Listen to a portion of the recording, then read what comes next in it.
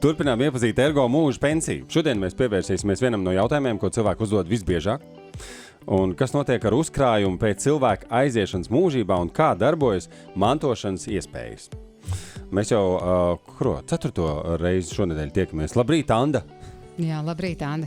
Labrīt. Kā iespējams novēlēt ergo mūža pensiju un kā praktiski notiek mantošana? Mūža pensiju ir iespējams novēlēt jebkuram sev tuvam cilvēkam. Tam nav jābūt radiniekam. Tas var būt arī dzīves biedrs, ar kuru iespējams nav nostiprinātas kādas radniecīgās saites, vai arī jebkurš cits tūs cilvēks, kuram jūs vēlaties šo uzkrāto naudu atstāt. Vēl būtiski ir tas, ka var šo mantinieku arī mainīt. Ja tas ir nepieciešams, piemēram, ja mantinieks, diemžēl, bet nomirst pirms jums, tad ir iespējams novēlēt šo naudu citam kādam mantiniekam.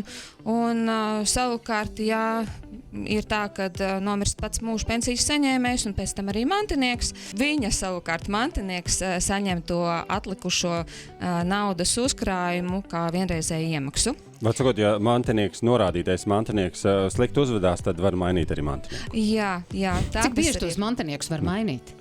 Nē, tam nav tāds ierobežojums. Ir jau dzīvē visādi gadīties, bet ticēsim tam labākajam scenārijam, ka mēs dzīvojam visi ilgi un laimīgi.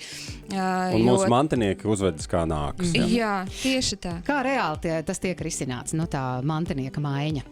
Ir jāatnāk ar iesniegumu, ja tas ir pats mūža pensijas saņēmējs, tad viņš pats sazinās ar ergo un nomaina mantinieku, uzrakstu savu iesniegumu. Ja ir mantošanas gadījums, tad jau tas ir likumiskā kārtībā, ir jāsaņem apliecinājums, ka es esmu šī cilvēka mantinieks, un ar šo iesniegumu tad jānāk pie ergo jāvēršas.